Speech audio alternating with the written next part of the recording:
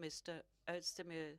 Wolfgang Kubicki from the Liberals, the vice chairman of the Liberals, he has talked about a Jamaica coalition being renegotiated. Yes, I'd like to have that, especially with him. He said so, yes. I briefly read it when I was on my way here, and I also read that the chairman of the FDP, of the Liberals, Mr. Lindner, whom I had the pleasure of meeting for quite a few weeks, and he has launched a tweet saying, no, this will not be the case. But since you would like to know about the intricacies of policy, Mr. Lindner, in his most recent tweet, has not completely excluded the resumption of Jamaican negotiations just for this term of office. So that leaves quite some room for interpretation. What is all of that telling me? You know, when I go to an Italian restaurant, at the end of the day, the host says, well, our roles have been reversed. The Italians forgot how to play football, and the Germans have forgotten how to form a stable government. And I think this is really somewhat true, and the Liberals have made quite some contribution to that. So, with all due modesty, it really turns everything upside down regarding German politics. When I was a child, for me, the Liberals always were exemplified by people like Walter Scheel, Hans-Dietrich Genscher, who had a very good influence on post-war German politics. Now, when I look at the Liberals, the FDP today, and their leading figures, well, that's all I'm going to say. And Germany seemed to be a centre of political stability. You worked hard and you'd hoped for becoming a member of a new German government. You've said that the Greens who'd been involved in the negotiations have made a lot of concessions, more than actually intended. But this is over now. How about the headache afterwards? How about the hangover afterwards? You know, the milk has been spilled. There's nothing you can do about it, and the result is what we have now. And of course, it's part of our political business. In looking back, I would say we could have done many good things for our country, especially for one area that is very important to us, namely environmental policy, CO2 reduction. We would have gone very far. No other coalition government is going to do the same, and probably we still wouldn't have made it until 2020. We would not have completely fulfilled our goals, but we would have come very close. We would have done a lot for the protection of species. We just had a talk with Martin Schulz. I just talked to him, the chairman of the SPD, and I told him, you know, we might have hurt the Social Democrats somewhat, because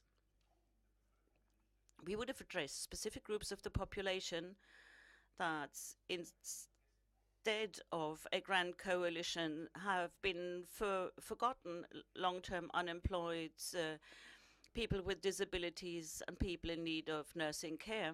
And of course, there was something that was heavily debated regarding European policies. And I must say, if there will be a grand coalition, I hope very much that one basic consensus between the CDU and the SPD will be the future European policy.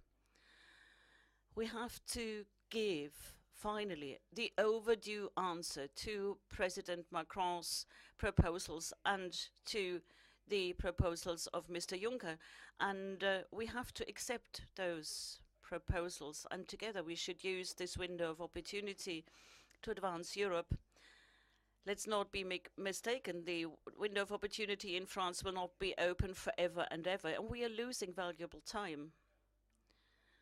Because forming a grand coalition probably is going to take time until February or so.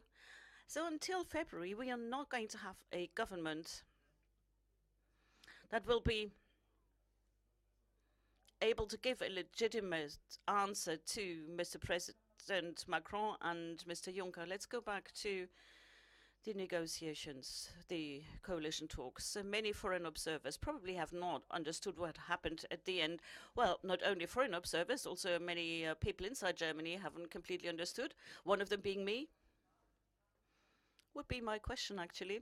During the last phase of the negotiations, you took many notes. Were there any moments, or was there a moment where you understood this is going to go down the drain?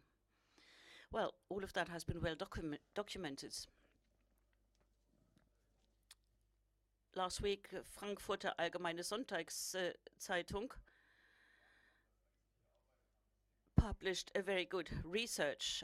I mean, it's dangerous for a politician to make a compliment to the media, but there was a good article, and also other newspapers published good reports about Europe, and they give a very good description of what happened during these Jamaica talks.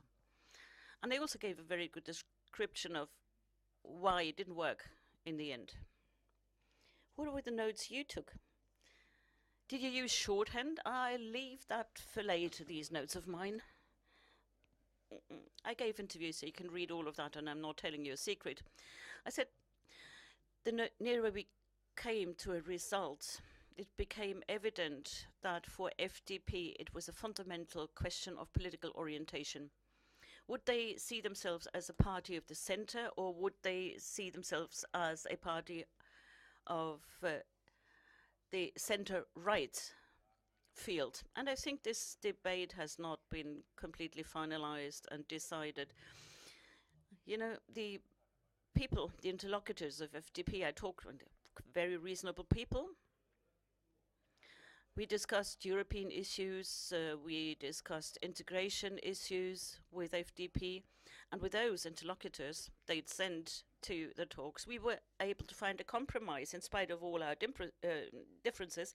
But at the end, they were called back by leadership for the benefit of a strategy that I'm not aware of. Are they going to develop a model which is very close to the Netherlands? Or, well, I'm not an FDP member. I'm still the chairman or co-chairman of the Green Party, so it's not up to me to say. But as a citizen of Germany, I always thought it was one of the strengths of our country that in spite of all our differences, we could enter into compromises.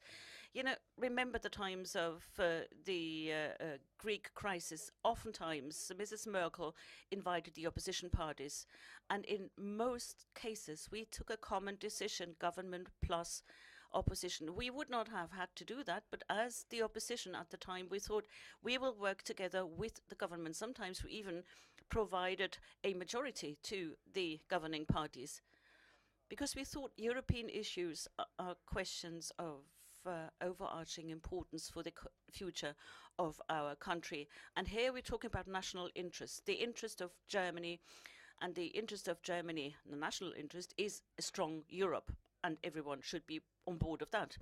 And I think this consensus of the democratic parties is a consensus that hopefully will be carried into the future. I hope this will be the case. I am not going to speculate whether this is going to happen or not, but during the Jamaica talks I had certain doubts, and now it's up to FDP to remove those doubts, because the FDP leadership gave a very specific performance during these talks, and I don't think this is the majority decision of all party members. And we have two regions in Rhineland-Palatinate and Schleswig-Holstein. We are in the government together with the Liberals. So a central item was a common European strategy. And you have said you could understand at a certain moment that the FDP is looking for an exit strategy. Did they get cold feet? Did they get afraid of the responsibility? Well, you may call it the way you did. You know, I try to be very cautious. I tried to sort of be neutral. Of course, it's very dangerous. Having been a personal participant in these talks, it's very dangerous to become too emotional and put the blame on just one party. But I try to be as neutral as possible. But obviously, it wasn't the German mood that was felt all of the time.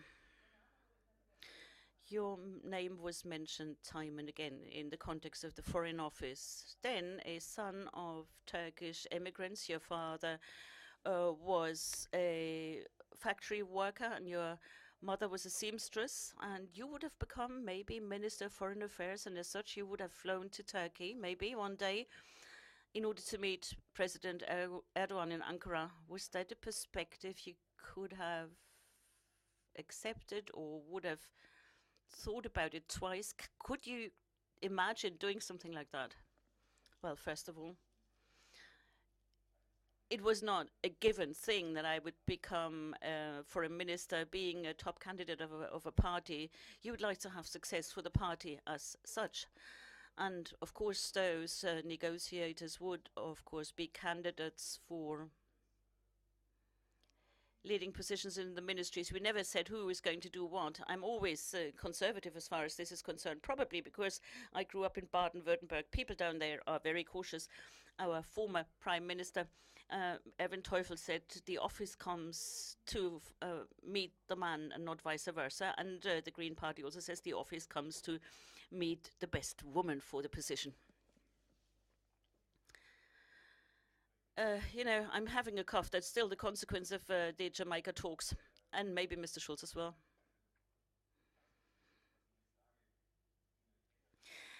It may sound ridiculous. You know, my parents weren't born in Germany. As you said, they were born in Turkey.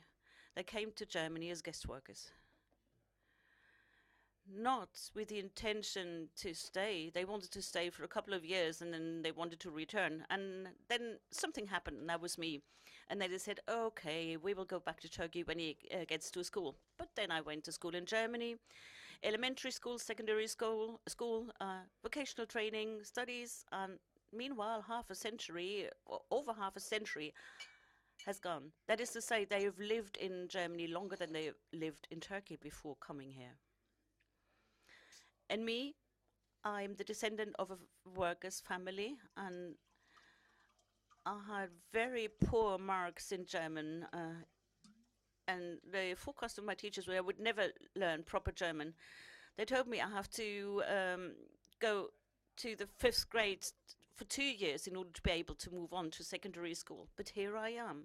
Here I sit and I talk to Angela Merkel, who many people consider to be one of the most powerful women, and I negotiate about the future of our republic, and I say it's my republic. Although my name is not Gustav or Eberhard, I have a Turkish name, Cem Özdemir, and that is something that is very important. I mean, of course I wanted to have success of the Jamaica talks, but that it didn't work out is not such a big failure. It's important for me to have been there. I am a co-chairman of a German party, and for many years I have worked together with my party. And that, I think, is a very important signal for many people in our society, including those who came here as refugees. And our task will be to help them to become good citizens, and that will be also a signal. Independent of my person and our party, that is a very important signal for our country. And those who are going to come after me might find it easier to go the same way. And we should see similar examples in all parties, and I'm all in favor of that.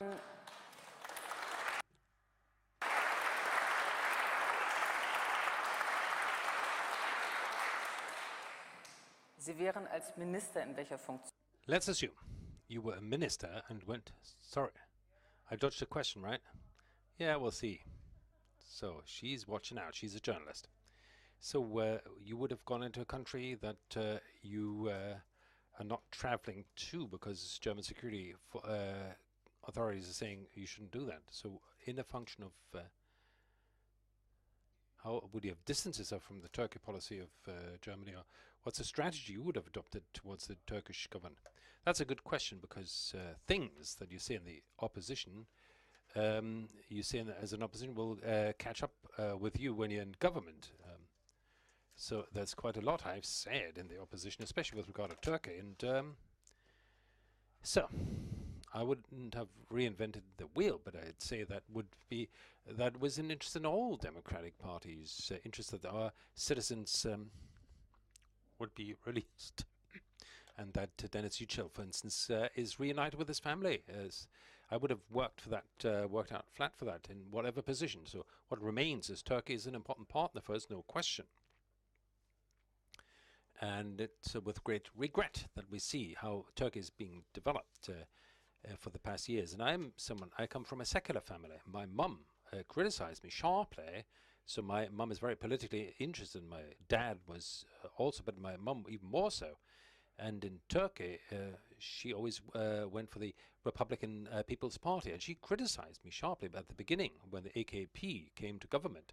I believe that one should neither give the AKP a chance. As a chance, and Erdogan said that at the beginning, we want to have a kind of CDU-CSU of Turkey. And I thought, if I'm honest, I thought it was an interesting experiment. Is it possible in a majority Muslim country to have a conservative, religious, democratic party with liberal elements that goes in the direction of Europe and this country, and to try to modernize this country? And modernization does not only mean that the religious conservative things like to be able to dress as you want, but it's also freedom of opinion, freedom of religious and ethnic minorities, and also equality amongst the genders, and abolition of torture, etc.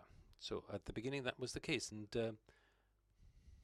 so that also is part of honesty. That and now I have to admit, obviously, my mum knew Turkey better than I did, and the experiment is failed, I think, unfortunately. But having said that, I would still say that also a federal government in Germany with a Green Party as a coalition party is to have found orientation towards Europe with regard to our Turkey policy. So the possibilities of foreign policy and economic policy, we would have tried to use this lever wherever possible. So the Hermes guarantees, then the Rheinmetall tank factory in Turkey, and that came to be into being using a gap in the legislation just to address these issues when negotiating the release of German hostages. I don't think you can do much more than with a diplomatic restraint, but we would have made it clear that it's not just Germany that's interested, that Turkey is oriented towards Turkey, but also Turkey towards Europe. So a partnership of Turkey with the I would have said Soviet, the Russian ruler is not a partnership on equal terms. The partnership with Mr. Putin is a partnership where Turkey is there and Mr. Putin is here, and Turkey knows that. So partnership of Turkey with any other partner apart from Europe is never a partnership on equal terms, just for economic power and for other powers. And Germany and Turkey knows that. So in other words, it's the very interest of Turkey, already for economic reasons, to open up and orient themselves towards Europe. And this is how the spirit in which you would need to lead the negotiations. And whoever's foreign minister in a grand coalition would need to conduct those negotiations accordingly. So you would have said there's no final no to EU membership negotiations, as the journalist and former Cem Özdemir, journalist whom we just saw at a dinner, and he described, he lives in Berlin, so how difficult this life is for him in Berlin, because he gets threats and he cannot go in the taxi without being shouted at, and so he can see how split the German-Turkish community is in Germany. Is it similar for you? Two things: Turkish EU membership or negotiations. So the negotiations are currently frozen, so they're in the deep freezer. There's already icicles on it. That's what I would leave. But I wouldn't either do what happened in the elections when Martin Schulz, for instance, in the TV debate confronted the Chancellor with actually breaking off the negotiations, and that you saw this in the face of the Chancellor, that she was surprised by this move and thought about, what shall I say? So if I say no, then I might be regarded as weak, and then she gave in. So I think that was a mistake. So of course, in Brussels, there's not going to be a majority for that, but it doesn't make sense either. So what good is it? So the membership negotiations. So okay, we understand that with the current Turkish policy, there's not going to be a membership, not even opening up new chapters, let alone the conclusion of the existing chapters. But it is a tool for us, an instrument for us to just to make clear one thing: we're not against Turkey. We're not against the people in Turkey. So the people in Turkey deserve it just as well to live in a democracy, to have prosperity, and also to develop and orient themselves towards Europe like others who are within Europe. But the current policy of the Turkish government is actually preventing. That's the important thing. So we are the ones who say, we're going to stop the membership negotiations. We are actually joining in the game of Ankara, that we're the first to leave the table. We shouldn't do that. So we should use the other tools, which are more effective, which I mentioned beforehand, like the Hermes guarantees. So things that really hurt Ankara.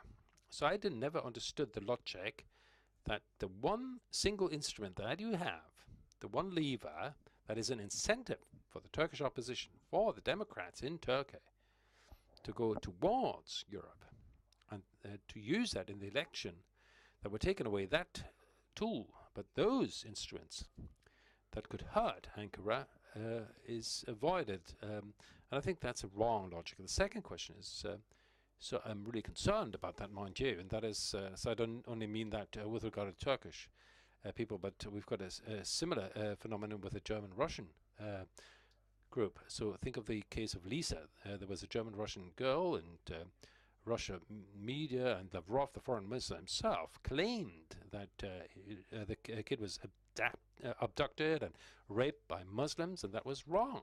False news. And thousands of German Russians believed Lavrov more than the own chancellor.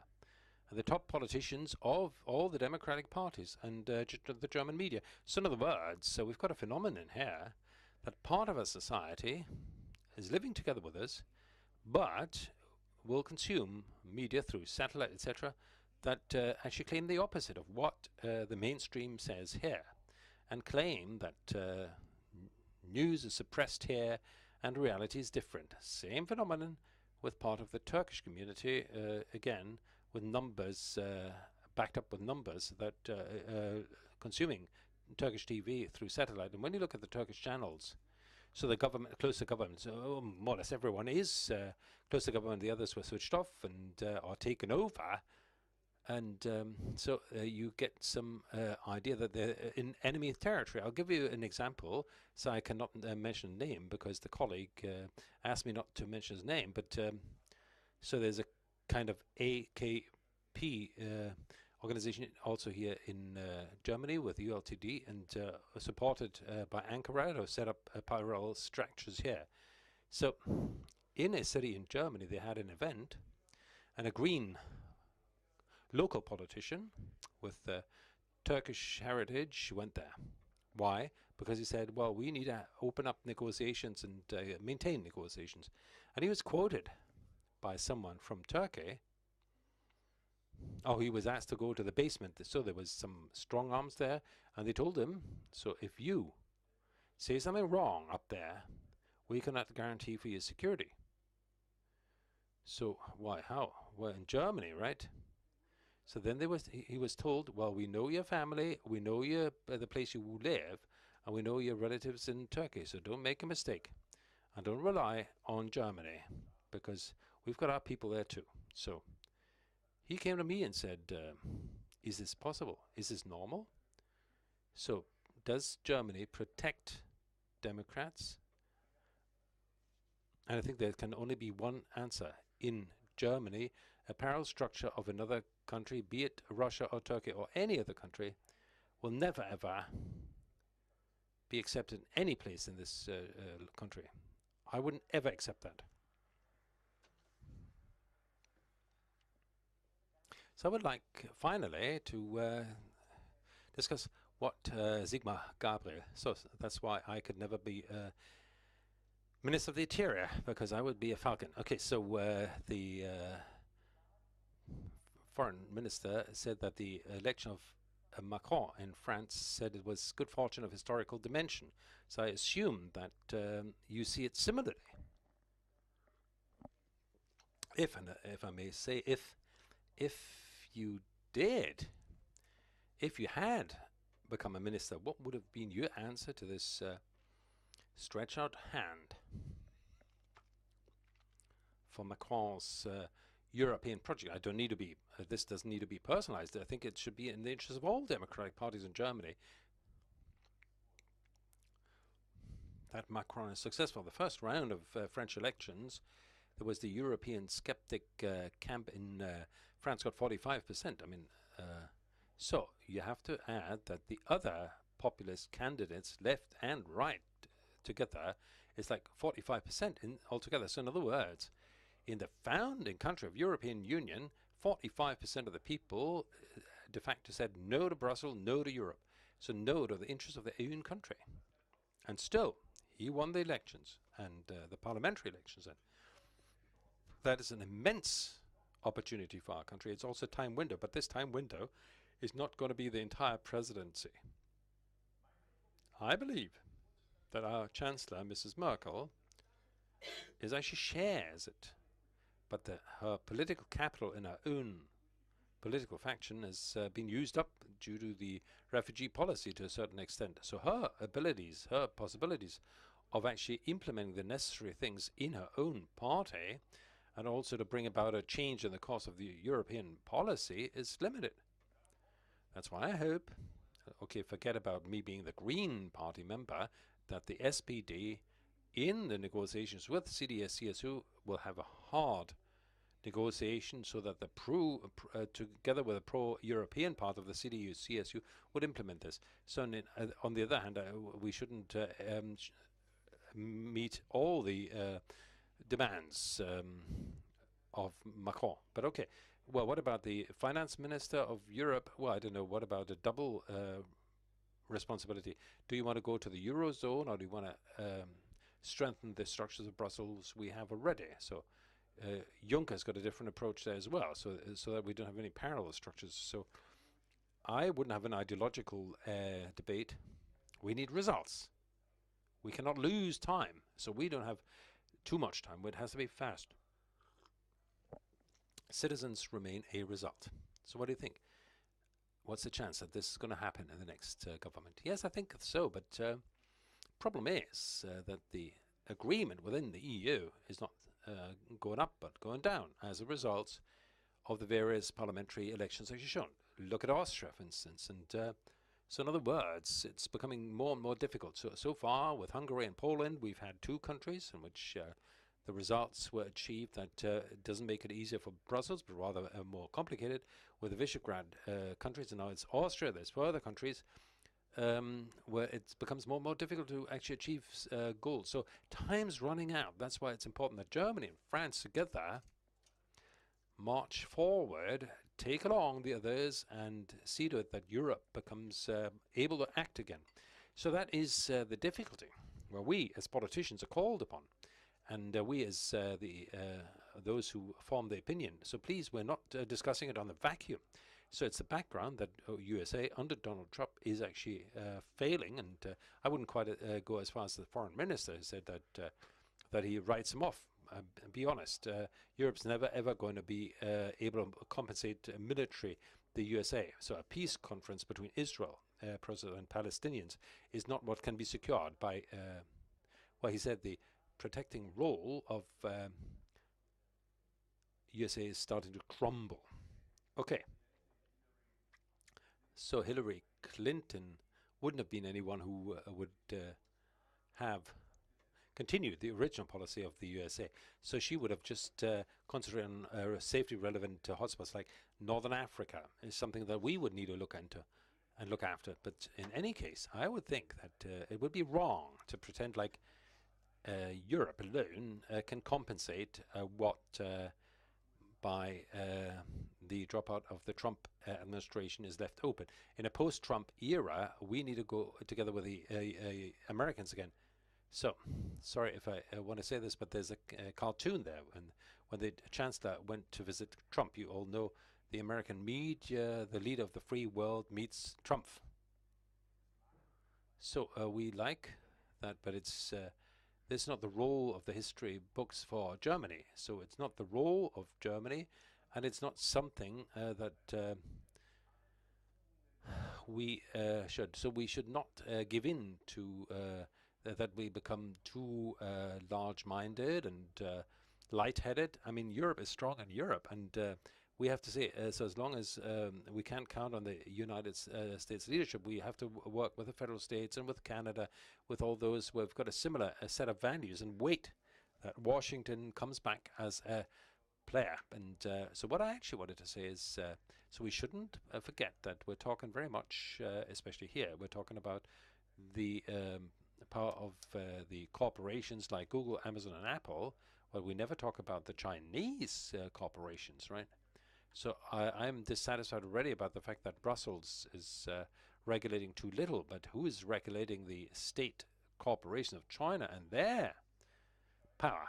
So it is decisive that we Germans stop to actually look at our own interests, no, but take up the role that we have, and that is to strengthen Europe together with France, and then see to it that democracies in the world cooperate closely and try to set norms and standards in the 21st century, and don't leave that to those where we might have shared interests with regard to climate control, for instance. But in the decisive question of democracy, we might differ. So if I understand you correctly, this is my last question, otherwise we're going over too much. With Sigmar Gabriel, you actually agree that when you say both Germany as well as Europe An der Seitenlinie stehen. cannot be on the sidelines internationally, but then needs to be a new position. Yes, in the foreign policy, we need to be able to act as a European Union, but please let's not pretend we're not going to solve the North Korea conflict. I mean, I'm happy if Europe would be able to actually look after its immediate neighborhood. You asked me for a short answer, that's my answer. So Europe should look into the immediate neighborhood, Northern Africa, Eastern Europe, Europe, Southeastern Europe. This is where Europe is called upon to see to it that through the instrument of neighborhood policy, that we need to change and develop, and using the instrument in the West Balkans of holding out the membership prospects to give the Democrats the incentive towards democratization and modernization. Using a lot of money, without a lot of money we can't do it. So it's the job to explain that to our electors, our voters, as well spent money. Mr. Özdemir, so thank you very much that you came to us after visiting Martin Schulz. Thank you very much.